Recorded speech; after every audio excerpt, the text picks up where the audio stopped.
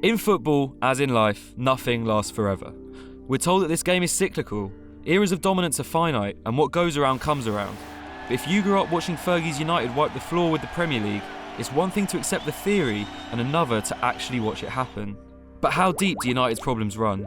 How long will it be until we see them back at the summit of English football? And can anyone actually do a much better job than Ole Gunnar Solskjaer in the current circumstances? Footballing philosophies and identity come from the top. Think about Barcelona or Ajax. Sure, individual managers can make them better or worse, but they don't alter their style or what they stand for. It's not surprising that United went through a bit of a wobble after Fergie's departure, but 6 years on, they look no closer to establishing what a Manchester United team should actually look like. To make things worse, their two biggest rivals have cemented themselves as top dogs by implementing and sticking to a vision. Liverpool put all their eggs in the Klopp basket, riding out some tough times with him early doors and trying to bring about commercial strength via good football on the pitch. While City waited years for Guardiola, building the club in his image with an infrastructure far superior to United's, and crucially appointing a world-class director of football in Shiki Begiristain.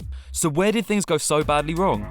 Most United fans will tell you that the genius of Sir Alex Ferguson was papering over the cracks for a long time after the Glazers bought the club in 2005. But behind the scenes in the summer of 2013 when Ferguson retired, Chief Executive David Gill also left the club, paving the way for Ed Woodward to take his place. A former banker, Woodward had been brought in to oversee commercial operations at Old Trafford after helping to broker the Glazers' takeover of the club. And he did that very well, more than doubling United's revenues during his time in the role. But ever since being promoted to chief executive, there have always been suspicions over his credentials as an archetypal footballing man. What do I think about Ed Woodward? I don't think very highly of him, but I don't think he's going anywhere. I think we have to come to a reality that while the Glazers are here, because he helped them broker the deal to buy the club in his role as an accountant, he's their man, he's their representative, he's going nowhere. He's recently come out and complained about criticism that's being fired his way. Now, I can understand complaints about any, abuse, that goes over the top, but he deserves criticism.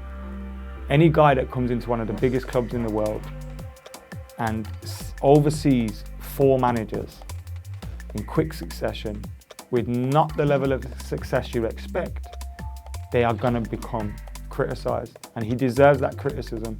David Moyes, Louis van Gaal and Jose Mourinho all had issues with Woodward during their time in charge of United, often over the recruitment of players but also over their departures. Mourinho recently took a dig at the luxury Solskjaer is being afforded of talking about the future, something he felt he never had, while Van Gaal was sacked on the day he won the FA Cup, and news of Moyes' departure broke in the media before he even knew about it. But what links all of these managers is a clear lack of overriding philosophy. United have veered from the chosen one Moyes to Van Gaal's focus on youth, then the pragmatism of Mourinho, before riding a wave of popular opinion to bring in Solskjaer. Initial noises had been made about a more measured search for a new manager, and the installation of a director of football to oversee the more technical decisions at the club. But 8 wins from Solskjaer's first 8 games in temporary charge, as well as that win in Paris, were enough to hand the Norwegian the keys on a full-time basis. Not so much forcing their hand than a minor twist of the arm. While the pragmatic among the United fan base would have kept patience till the end of the season to make a decision on Ole's future, an incredible honeymoon period after breaking off that loveless marriage with Mourinho was enough for the Old Trafford hierarchy. What's more, many criticised what they saw as the same kind of impulsive thinking in the club's recent transfer activity. Cash has been splashed left, right and centre in the post-Ferguson era, but how many of those signings have actually been a success? And while Solskjaer does definitely look to be out of his depth, can you really say he's been given the support he needs in terms of getting players in and having the right people around him? I think it's a perfect mix of that, City and Liverpool stepping up, Sir Alex Ferguson leaving, and also the Glazer ownership since 2005. I think, yes, some will say, but they've spent 900 million since Sir Alex Ferguson left, that's fine.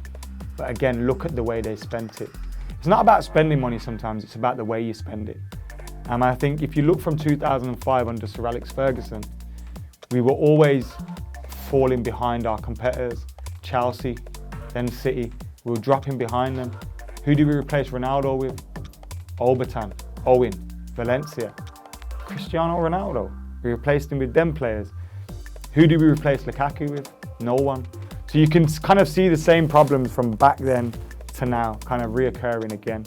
As everyone knows, football is a results business, and 3 points on a Saturday can right a lot of wrongs. But after United's worst league start in 33 years, the spotlight is firmly on the club's hierarchy, where their priorities lie, and how their pursuit of commercial targets relates to restoring the club to their former glory on the pitch. The speed and scale of United's fall from grace post-Ferguson has taken everyone by surprise, and 14 years on from the Glazers taking charge, a rumoured £4 billion takeover bid from Crown Prince Mohammed bin Salman of Saudi Arabia might be an appealing prospect for United fans.